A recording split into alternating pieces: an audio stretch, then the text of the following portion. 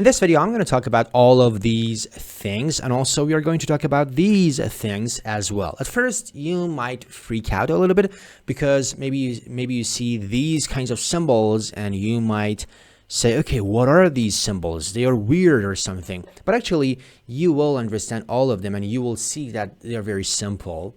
So by the end of the video, you will understand all of these things and also these things. And to give a hint, we use all of these things, these ones and these ones, for justification, for justifying some stuff inside our strings. So as you can see, we have defined a variable named text, and this is its corresponding value. So we want to create something like this. You want to create a string that has 10 characters. And by the way, as you can see, Python has 6 characters. 1, 2, 3, 4, 5, 6 characters. But suppose that we want to create a string which has 10 characters. So Python has 6 characters, and if we add 4 other characters, so 4 plus 6 is 10. So we want to have a 10 character string, and we want to put Python on the right side. We want to right justify it. So we can do so using different methods. So first of all, let's talk about method number 1. So method number 1 is to simply type, okay, text.rjust, which means right justify. And I pass 10. It means that, okay, I want to have a string that has 10 characters. And Python has 6 characters, so it is going to put Python on the right. And now, if I print this method 1 variable, and if I run a code, you can see this is the result. And if I want to see this thing as a string, the representation of it, so let's see the representation of method 1. As you can see, this is the output. So Python has 6 characters. This is 1, 2, 3, 4 other spaces. So 4 plus 6 is 10. So as you can see in this specific example, the filling character was space. What do I mean by filling character? As you can see, the final output has 10 characters, but Python has 6 characters, and we want to put it on the right. So we need 4 other characters, and we need to fill those other characters. So here, the filling character is a space. It means that we're going to fill the other stuff with space character. But you can specify other characters for filling it. So for example, here I can pass another thing, and I can say, okay, I want to fill it with dash. So this is the filling character. And if I run a code, as you can see now, the filling character is dash. So we have 4 dashes, and then we have Python. Python has 6 characters, and this is 4, and these are 4 characters. So we have 10 total characters. So this was method number 1 in order to create such a thing like this. But now let's talk about method number 2. So for method number 2, we can use fstring. So this is f and this is a string, so that's why we call it fstring. And then we open a curly bracket and we close that curly bracket, and inside these curly brackets we want to put our text variable, and then we put a colon, and after this colon we need to specify the format. So after the colon we need to specify the format. So first of all, we want to say, okay, we want to have 10 characters, and then we put a greater than sign, which means if you look at it like an arrow, as you can see, it is pointing to the right. So that's a sign of right justify.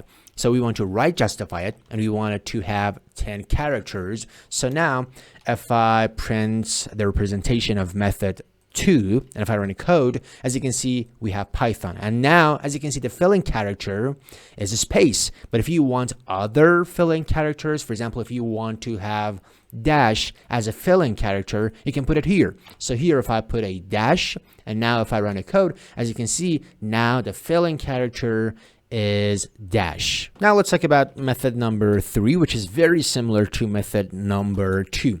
So here we define a string, and inside this string I open a curly bracket and I close the curly bracket, and then I simply type dot format. It means that we want to put some stuff in this placeholder. And what is that? The stuff? That stuff is that text variable that we have defined. So inside this, we need to specify the format as well. And for specifying the format, it's exactly the same as fstring. So I copy this and I paste it here.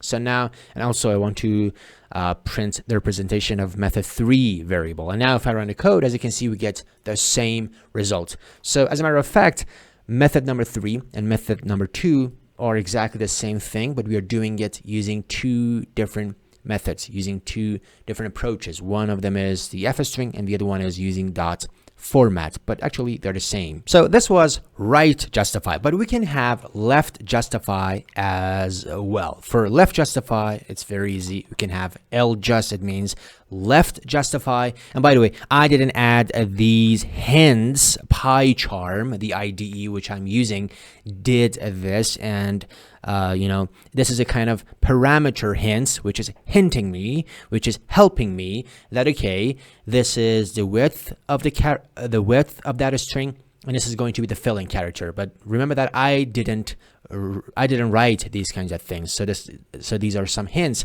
that PyCharm is giving me. Anyway, so this is left just. It means we want to left justify it, and here we need to change the direction of this arrow. So we need to use this sign, less than sign, because it is pointing to the left. It means left justify. So let's do the same thing here. And now if I run the code, as you can see, yes, we have the same thing. So we are printing method 3, and also you can print other stuff as well. Method 2, as you can see, we get the same result. And also let's print method 1. As you can see, we get the same result. So this was left justify. So far we've talked about left justify and also right justify. But now let's talk about center. So by saying center, I mean, for example, if I want to have 10 characters, we put Python in the center, and then we need for other characters. And for example, 2 of them is on the left, and 2 of them need to be on the right. So 2 of them on the right and 2 of them on the left. So for doing so, we can simply use, we don't have cjust. I mean, we don't have center just. We have center. So here we need to use center. And yes, exactly, we should pass the same arguments. So we want to have 10 characters, and the filling character needs to be a dash. And here we need to use a caret, which is pointing upward. It's a kind of, it's like pointing to the center, so that's why we need to use caret. And here we need to use caret as well. And now if I run the code, as you can see, for method number 1, 2, and 3, we get the same result. As you can see, we have put Python in the center. So this is center justify. This was one of the videos of a step-by-step tutorial playlist of Python. You can find the link to that playlist in the description below. And also we have other playlists for other topics, which you can find them on the channel page.